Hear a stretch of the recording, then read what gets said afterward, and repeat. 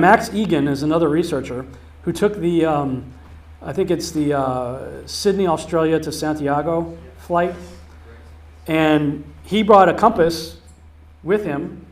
And if you're taking these international flights, they'll have on the seat in front of you, they'll show your little plane and where the plane is going and what the azimuth is and everything. Well, if you're doing that route from Australia under the ball to Santiago, you should be heading southwest, go, you're south, and then you start heading northwest.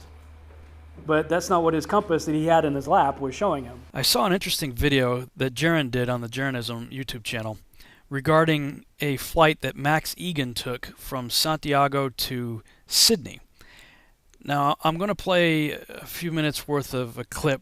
I've modified it a bit to add some animation with the little compass that I've created to further elaborate on the point that Jeran was making. So, as we look at the Great Circle route that you would take going from Chile, Santiago, Chile, across the Pacific Ocean all the way to Sydney, Australia, you would take this route, which is exactly as he said. You would start out first going south or southwest, and then you would take a little portion of it going west, and then you would go northwest.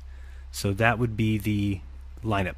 I was looking at their compass, and their compass at one particular point was reading northwest, and my compass was reading west-southwest.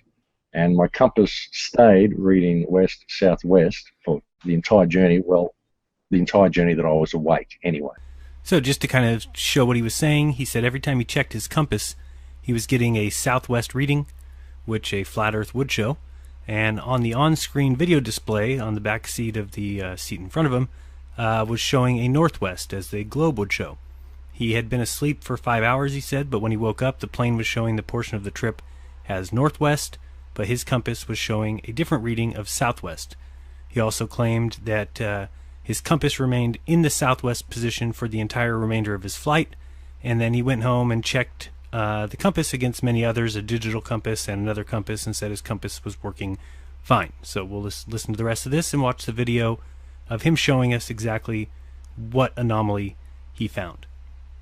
But I was asleep for 5 hours during the journey, but every time I checked my compass, it was pointing south-southwest, and I find that a bit strange that I would be flying south-southwest all the way from Santiago to Sydney.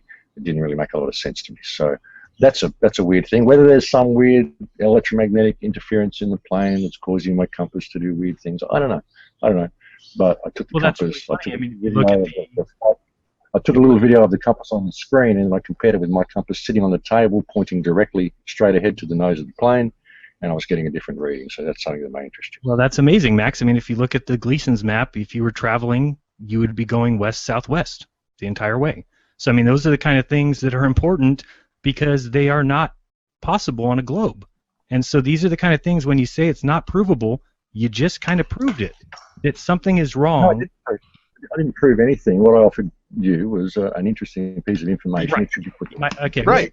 Which we will add to our preponderance of evidence, and that's beautiful, and we appreciate that. I can actually play, and for people out there that are saying, "What are you saying this for, Max?" Can you turn my screen on? Would you like me to share that particular video with you? I would love it. Here you are, folks. I've been asleep for about 5 hours. There you go. We got it. We're now well, as you can see.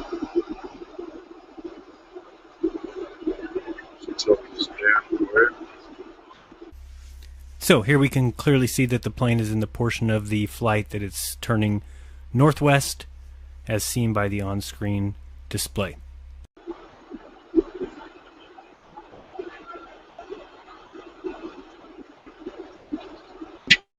Daylight all the way.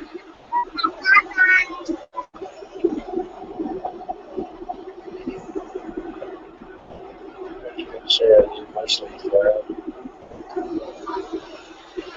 Here's the problem.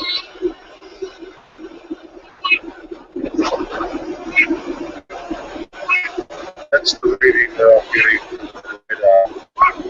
So as we can see here, as he said, in the radar or on the on-screen display, clearly the plane is traveling northwest, according to the flight tracker.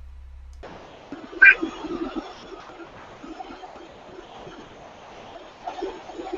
getting a different reading from my compass. Most business comes around.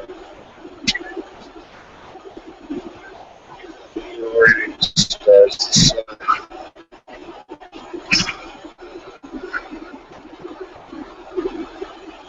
So they're giving me a reading of northwest. They're giving me a map direction of northwest. But on my compass, I'm getting a reading to southwest. So, as you can see, the compass is clearly showing southwest or west-southwest, and the on-screen display is showing it is going northwest. Something is clearly weird about that particular flight, which seems to show northwest as the intended path of the flight, yet Max clearly showed, at least that portion of the flight was showing southwest on his compass, and he claims that it showed southwest the entire time he was awake. Let me show you a flat Earth map so you can get an idea of why that's a big deal. Now, as you heard Bob say, this is not necessarily proof, it's just something that's very interesting and worth mentioning. Now, let me look at the flight as it would take place here on the Gleason's map. Now, again, none of us are claiming that this Gleason's map is exactly correct. We're not claiming that the sizes of the continents are correct or the distances between them. It's just something to give us an idea if we're looking at a flat Earth kind of model. You can see the black line being the flight's path if it were on a flat Earth. And if you look at the lines that have the green on them, those are the lines where the plane would be flying northwest. The line with the purple would be flying about west, and then all the yellow lines would be flying southwest. So the interesting thing there is, when Max said that the second half of his trip, the entire time he was awake, his compass was showing southwest, that would make sense with all the yellow lines, as you see. Remember, north is relative to where you're at, with south behind you, so that's what those little pink lines show us. And as you can see, all the yellow lines are actually a southwest flight direction, where on a globe he should have been going northwest, and that's the anomaly that he found. Now, I understand that that's not the path that is typically plotted. The path that we always see these planes supposedly taking is going under the ball, and they go by the coastline. I don't know if they even get close enough that they can see it, but they at least get fairly close to the Antarctic coastline. The hard part is tracking these flights on any kind of third-party website or something where they track southern flights. From what I understand, it's pretty difficult to track anything. After about an hour from the coastline, they disappear. So I haven't personally spent the time trying to figure that out or looking into it. Maybe somebody else can. Jaren's making the assumption that it's a direct flight the way he has it depicted here on the azimuthal equidistant map. I don't know that you can make that assumption, but it is interesting. Whatever assumption you start with, you have to admit it is very interesting that the on-screen display says that they are on a northwest heading, which is what you would expect if you just flew up from under the ball, headed towards Sydney. Yet Max Igan has this compass sitting on his tray showing a heading of southwest. Things that make you go, I'm very intrigued by this. If there's anybody out there who can make this flight and document it, I'd like you to do two things. Confirm what Max Igan did by bringing a compass with you on the flight. Do the same thing he did. Bring a compass with you. Please use a better camera so you can actually hear what's going on and it's not so herky-jerky. Use your iPhone or something like that. So document it as best you can. And I would say also bring a spirit level with you. I'm not going to get into it in this video right here, but that would determine whether or not you are flying straight and level. Now, of course, I know that you will be flying straight and level because that's what pilots do. But that's not possible on a ball. You cannot use your attitude indicator set to level and fly 500 plus miles an hour over a ball without significantly increasing in altitude about every 12 minutes. This is because at 500 miles per hour, every 12 minutes or so, you'd be going about 100 miles. In fact, according to the Pythagorean formula for calculating curvature, in 1 hour's time, this is how much altitude you should accumulate if flying straight and level. Unless you be tempted to say attitude indicators don't work that way and that they do, in fact, adjust for the curvature using that magical Tony the Tiger force of gravity.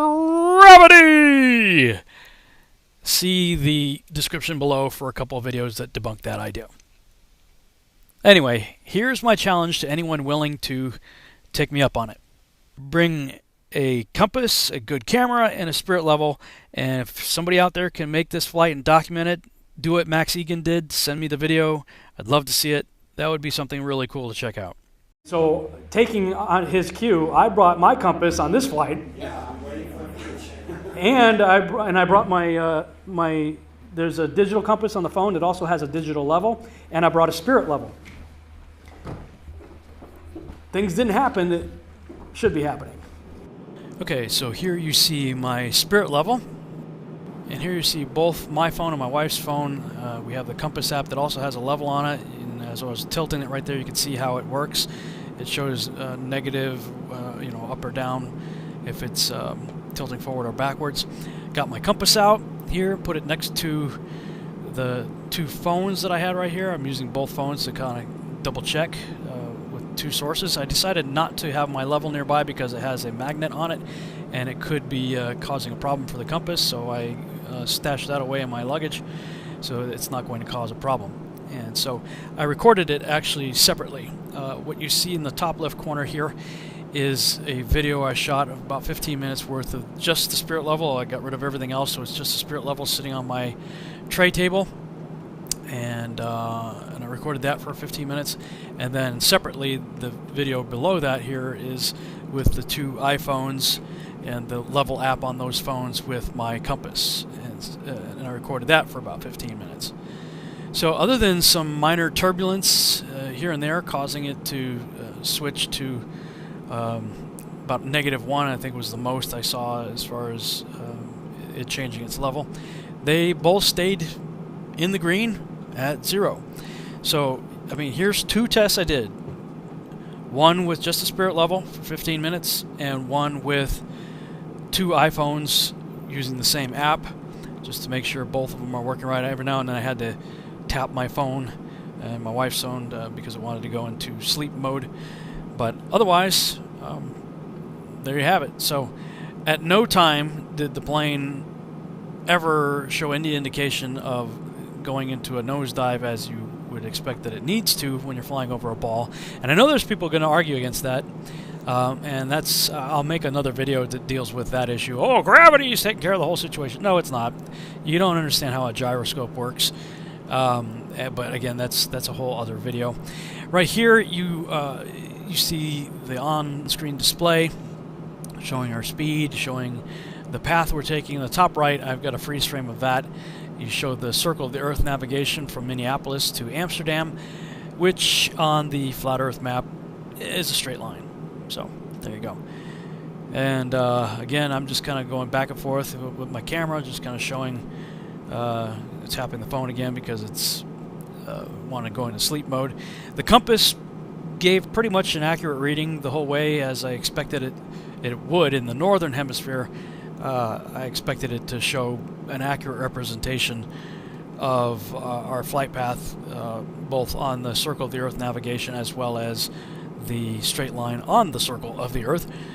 So that's no surprise to me. The Max Igan one isn't really a surprise either if you subscribe to the circular flat Earth model. His reading's exactly what you would expect it to be, but not what you would expect it to be if you're looking at the on-screen display in the circle of the Earth navigation. So that's why I wanted to show that clip before this one. Again, there's a lot more to talk about. I don't have the time to do it with this video right here. I just wanted to get out because a lot of people were asking me what happened. People saw the picture that I posted on Facebook saying, hey, I'm all set, ready to go on my flight. I got my compass, my level, and ready to do some tests on the flight. And so since people have been asking me over and over and over again, what were the results? What were the results? I decided just to put this video together. Maybe at some time in the future I'll do another video that will explain the issues of the avionics, the attitude indicator, the altimeter, the airspeed indicator, and how a gyro works, and show that the whole idea that gravity is keeping the plane level is utterly ridiculous. We should be having to dive down. Actually, we're going faster than 500 miles an hour. The calculation I had where it said that we should have to either take a nosedive every 12 minutes to 1.26 miles or show an increase in altitude of 1.26 miles, or what is that, about 6,653 feet every 12 minutes. Now again, that calculation is based on going 500 miles per hour, but as you'll see on the on-screen display, we were going closer to 600 miles an hour, so we would have that problem in less than 12 minutes. I'm not going to do the math out here. Somebody else can do that if you feel so inclined, but at any rate, as I monitored the altitude, I never saw much more than a very minor fluctuation, maybe 5 or 10 feet or something like that, which could be accounted for with updrafts and turbulence and things of that nature. So never saw a dramatic increase of altitude, which you should see if you're flying straight and level, and all of the instruments that I had were showing that we are flying straight and level. I'm sure in the cockpit the attitude indicator was showing that too, because that's how a pilot flies.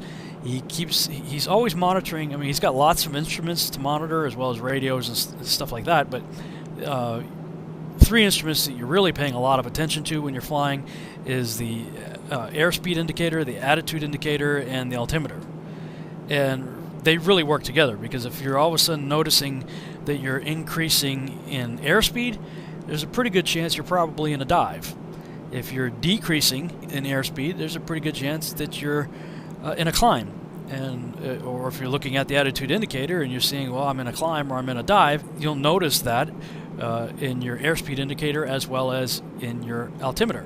So these instruments would be in conflict with each other if you're flying over a ball. If you are focused on keeping your airspeed the same and keeping your attitude the same, i.e. keeping the horizon perfectly level, in both to your eyes if you're able to see the horizon out the window, as well as to the attitude indicator itself. If you're keeping that plane straight and level, flying straight and level and maintaining airspeed, then your altimeter, if you're flying over a ball, must show an increase in altitude. And I'm sorry, gravity's not going to save you. Gyroscopes don't work that way. Again, I don't have time to do it here. Maybe I'll post a link or something in the video to other people's videos showing how gyros work. In fact, maybe what I might do in a future flight, I'm supposed to possibly go to Australia maybe next month, and if that's the case, if I'm able to do it and able to get it in time, I'm going to go online and see if I can get one of those really precision gyroscopes, and maybe I'll add that to my experiment on that flight, is set one of those up and see if we see any variation. So anyway, I'll just go ahead and let this play the rest of the way I recorded for about 15 minutes twice. Again, once for just the spirit level, and again with the 2 iPhones and my compass.